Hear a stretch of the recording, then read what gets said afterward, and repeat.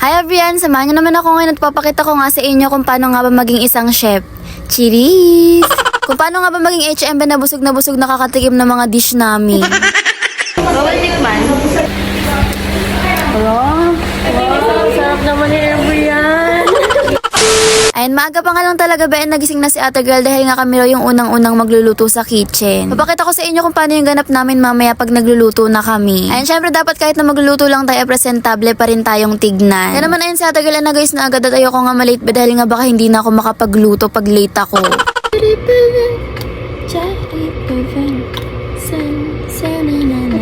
Puro Asoka makeup challenge na ngayon napapanood ko, kaya naman ayun pati sa pagbablog ko ay nagagawa ko na rin kantahin. Comment nyo na lang dyan sa comment section kung bet nyo rin gawin ko yun. Cheers! Sa pagluluto nga pala namin na 2 batch kami. Bala sa isang group nga pala namin na 3 members lang, kaya naman hindi masyadong magulo kapag magluluto na. By the way, kung noong unang pagluluto nga namin ay pwede pang tumingin-tingin sa cellphone, ngayon bawal na raw. Kailangan na nga raw kasi naming masanay na makabisado yung dish na gagawin namin. Tapos ayun ba narito nga sasotin ko lang tong pants namin nakasama sa chef's uniform. Parang nga lang talaga tong jogger pero ayun, uniform namin to sa pagluluto. Yung pants nga rin pala na to ay maraming pakas kaya naman maraming ka rin mailalagay rito. Yung white uniform nga pala namin ay hindi ko pa susuotin dahil nga bawal pa raw. Kailangan nga raw kasi ay nasa kitchen ka na bago mo suotin yung chef's uniform mo for sanitation. Di mo kaya may natututunan si ate girl.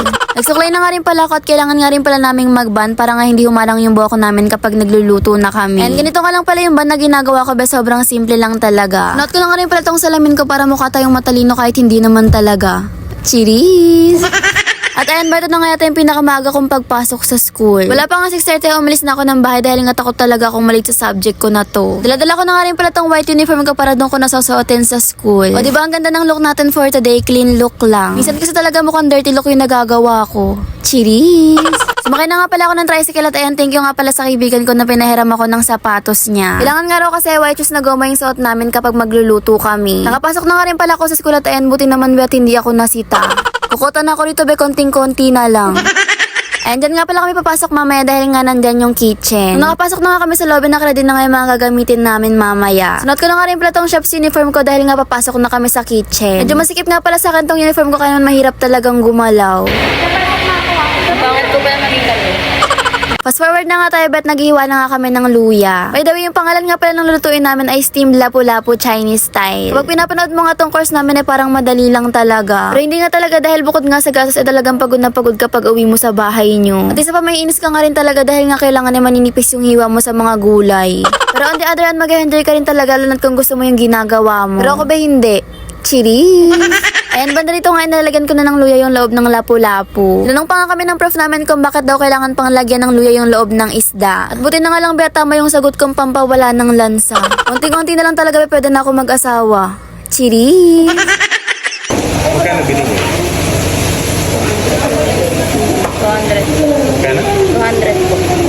Nalabit pa nga ako ng prof namin dahil nga hindi ko raw suot yung face mask ko. Natanggal ko nga talaga dahil nga ang hirap huminga kapag may face mask tapos sobrang init pa ng panahon. Naiwag na. Hirapan nga rin pala akong hiwain tong lapu-lapu na to dahil nga parang ayaw niya pa magpakain.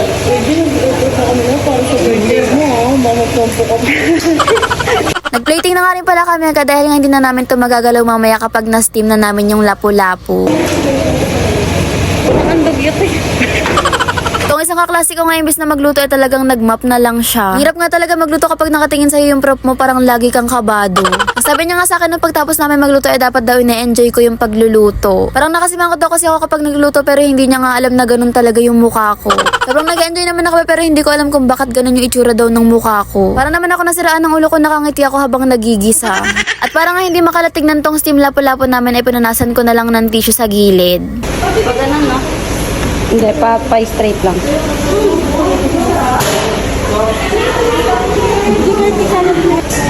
Ay, kalat na. Bawal tikman.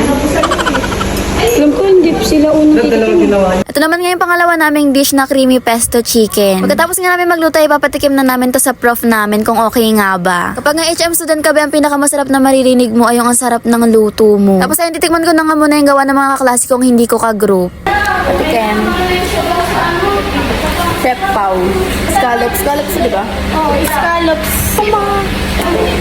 Oh, ito na. Malaki na sa'yo kasi naka-vlog Gutom na ako eh. Hindi kasi, alam mo kung ba't naka-vlog ka? I-recommend mo to sa fans mo kasi mag-ano na ako Wow.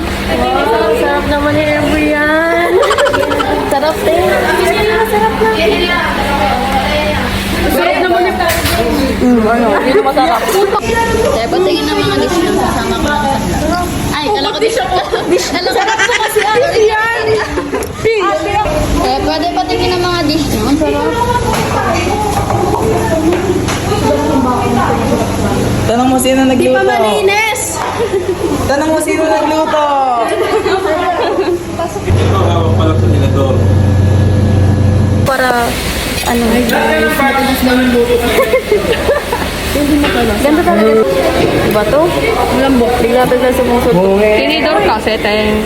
Tingin niyo natin. Sarado niyo yung pinto, huwag kayo magpapasok ha. Tapusin niyo yung linis. Hindi ko pang hangap ng ito. Sarap. Hindi ko kakabuko lang eh. Sana ako sinusubukan. Subuhan mo nga. Naingit naman. Masarap. Halo na. Medyo mo ito.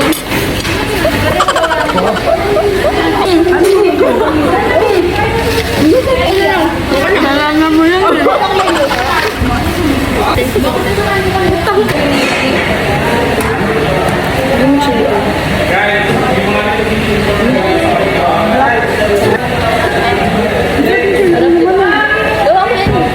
Yun lang, palike, follow, and share nga pala ng page ko. Thanks for watching!